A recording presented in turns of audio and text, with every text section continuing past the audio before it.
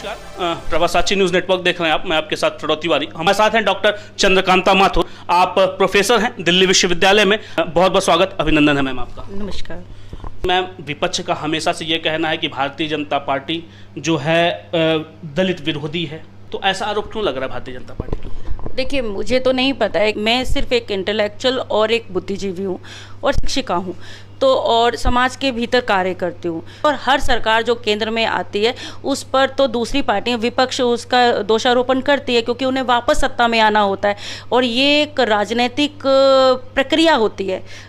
एक जाएगा, दूसरा आएगा, दूसरा जो आएगा वो एक दूसरे पे दोषारोपण करेंगे। तो मुझे लगता है कि वो उनका वो है, कोई ना कोई किसी ना किसी विचारधारा से संबंध रखता है। अगर बीजेपी संघ की विचारधारा से संबंध रखती है तो उनका अपना मत है। लेकिन रही बात कि दलितों के साथ ये चीज़ें कही जानी कि गलत हो रहा है, कहीं ना कहीं लोगों के कारण, कहीं ना कहीं मानसिकता लोगों की शुद्ध हुई है और उसके कारण उसमें थोड़ा सा जिसे कहा जाए कि संख्या बढ़ी है। ये तो आप भी मानेंगे कि एट्रोसिटी और इसके जो केसेस हैं वो ज़्यादा बढ़े हैं हमारे समाज में, और उन पर निष्पक्ष जांच होनी चाहिए और सरकार को इस पर ध्यान देना चाहिए।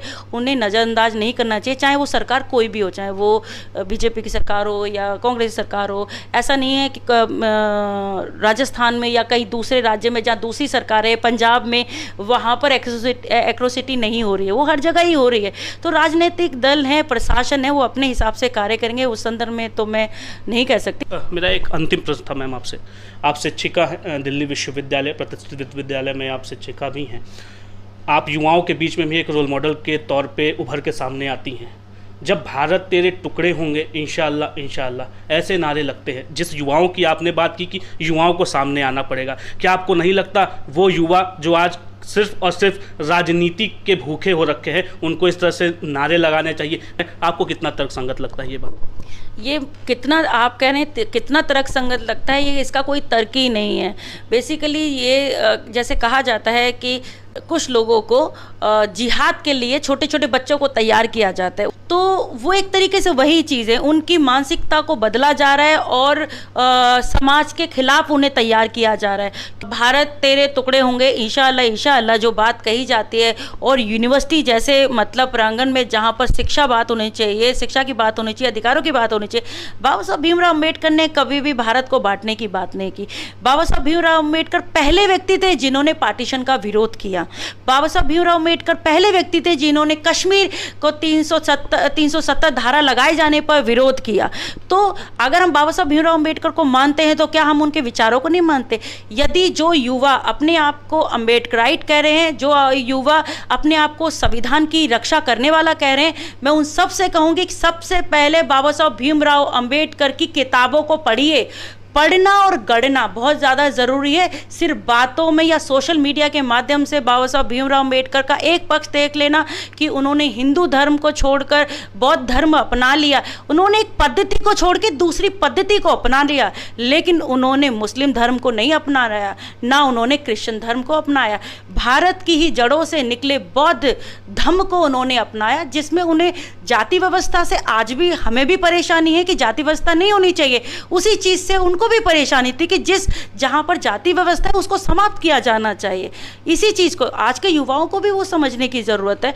और भारत के टुकड़े जो कहने की बात करते, वो ना तो वो भारतीय हैं, ना वो मतलब सच्चे अम्बेडकराइट हैं। बाबा साहब भीमराव अम्बेडकर कभी भी भारत को बांटने की बात सपने में भी नहीं सोच सकते थे। महात्मा गांधी जी ने दलितों को जो मिले अधिकार और विशेष अधिकार जो मिला और दो मत का अधिकार जो दिया गया, उसका विरोध किया। उन्होंने कहा कि समाज बढ़ जाएगा, दलितों को अलग से मतलब प्रतिनिधित्व और दो मत अधिकार नहीं मिलना चाहिए। उसके लिए उन्होंने पूना जेल में मतलब अनशन किया, और बाकायदा बाबा साहब भीमराव अम्बेडकर ने पूरे समाज के हितों को ताक पर रखकर कहा जाए तो उन्होंने महात्मा गांधी जी सबसे ज़्यादा महत्वपूर्ण है, भारत की आज़ादी के लिए महत्वपूर्ण है, उन्होंने पूना पैक्ट किया।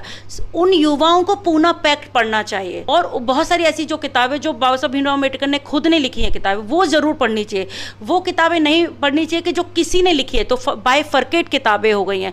उनके जो ओरिजिनल टेक्स्ट है उनको पढ़िए, उसमें पता चलेगा कि बाबा साहब भीमराव अम्बेडकर कहाँ समानता और समरसता की बात करते हैं, समाज को जोड़ने की बात करें। और समाज को जोड़ने के लिए उन्होंने पूना पैक्ट जैसा, मतलब कि अगर पूना पैक्ट नहीं होता है तो आज की स्थिति में, तो यदि मैं ऐसा मानती हूँ, ये मेरा व्यक्तिगत विचार हो सकता है कि यदि वो पूना पैक्ट नहीं होता तो दलितों की स्थिति ना तो आरक्षण लेने वाली होती और ना दलितों की स्थिति आज शोषित होने वाली होती। हम सिर्फ और सिर्फ उस पूना पैक्ट के कारण दलितों की आज की जो स्थिति है वो सिर्फ और सिर्फ पूना पैक्ट के कारण हुई है। और जिसको बाद में बाबा साहब भीमराव अम्बेडकर ने इस चीज़ को ही माना कि ये जो स्थिति है आने वाले समय में बहुत ख़राब हो जाएगी। वो आरक्षण के मतलब पक्ष में इस तरीके से तो नहीं थे, लेकिन जब कुछ किसी ना किसी रूप में तो उनको कहीं ना कहीं संरक्षित करना था समाज को, इसलिए उन्होंने आरक्षण का प्रावधान किया। लेकिन क्रियान्वयन करने हेतु सरकारों ने आरक्षण को क्रियान्वित नहीं किया और वास्तव में जो रिजर्वेशन एजुकेशन या उसमें मिला वो 1996 में मिला और 2006 में जाकर तो कॉलेजेस में बैकलॉग में मतलब सीटों को भरा गया। तो आप ये सोचिए कि जब वो लोग आए ही नहीं हैं तो उनको आरक्षण कहाँ से मिला। 70 साल तो बीत गए, लेकिन 70 सालों में तो जो संविधान को लागू होना चाहिए था, अगर 70 साल में पहले दिन से संविधान लागू हो गया होता जिस तरीके से, तो शायद आज की स्थिति में दलितों की स्थिति और वंचित समाज की स्थिति अच्छी होती। और वो खुद कहते हैं कि हम सबको मिल चुका है, अब हमें आरक्षण की जरूरत नहीं है। हमसे तमाम विषयों पर बात करने के लिए बहुत बहुत धन्यवाद। धन्यवाद जी। मैं